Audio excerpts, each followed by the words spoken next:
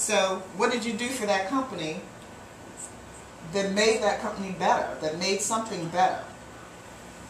So most people are good at what they do, not good at writing resumes. Headhunters, we're good at writing resumes because that's what we do. Okay. So I want to give this to you the way I give it to my people so that we can make money. So give this to you so you can do what you need to do, and you can use it all the time. No matter where you are in your career in life, this format will work. I've placed people at the top of companies, and I've placed people entry level. And this is, I don't deviate from this format. It works.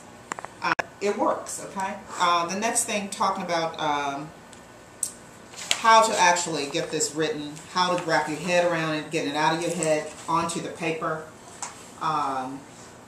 Descriptive opening words and phrases.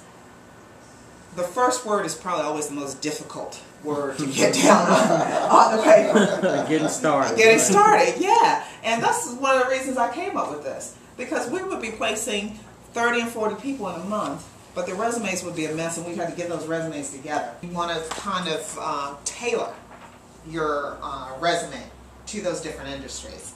What needs to be on the resume. Because your job title is going to tell us what you do. Okay? Your job title is medical coder, brain surgeon, secretary, long haul truck driver, computer programmer.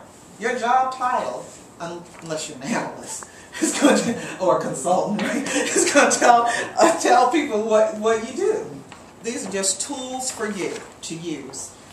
Opening terms and phrases, comprehensive, admin assistant, accomplished medical coder, capable brain surgeon. Let's hope he's capable of his brain surgeon, right? But opening phrases, then terms that are results oriented, and that's the key with employment, is what can you do for me? And so effectively, you implemented something, started something, executed, delivered something, carried out this, practiced this, utilized this, credited with doing this. Progressive is a good term. Proactive, takes initiative. All those are really good terms. And so I've just put a lot of these terms down here because when you're writing, you do have blocks. Right. And you do need resources. Mm-hmm. I mean, the best writers in the world, they keep a dictionary, a thesaurus beside them because they need to reference something. Right. They're thinking it, and you can't always get it out. And it's a whole lot of words in our language, and you've been forgetting some of them. The other thing is, like, you wouldn't want to be repetitious. Right. Yes, and that's the other thing. Yeah, you don't want to put the same term. And then I just have, after that, are just some samples of resumes, different styles and formats, where a person put their skills up, their computer skills, some bullet points on what they've done, references available upon request. There's no set law about that. About 15 years ago, everybody was hot on having references available. Now, when we see your education at the bottom, we know it's the end of the resume.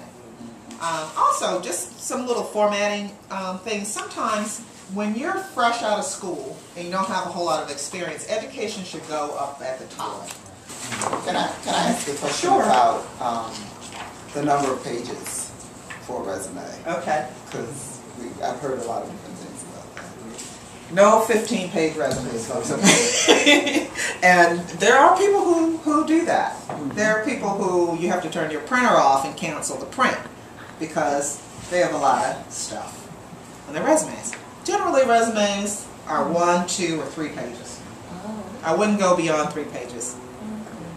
Sometimes people ask me, their resume is 3 pages. Is that too long? I say, well, how much experience you have? Right. I've got 30 years of experience. Well, you should have a 3-page resume if you're going to cover a whole 30 years.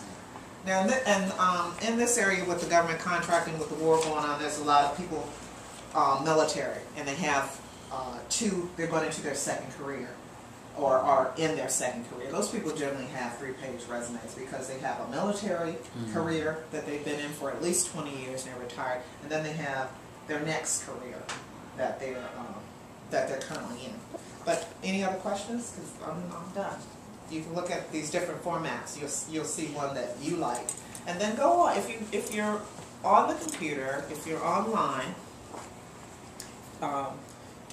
just Google resume styles and see what the different types of resumes that come up. And some of them you're going to really like. They're going to be sharp. They're going to look really good. But I will ward off for two fancy looking resumes because it's distracting. Get familiar with Monster, Career Builder, and there are other job boards. And if you have a field that you're in, generally there's a job board for your particular industry too. So they want to be automated communication, and they're going to reach out to you by email. Okay, and I'll get a list of job boards too.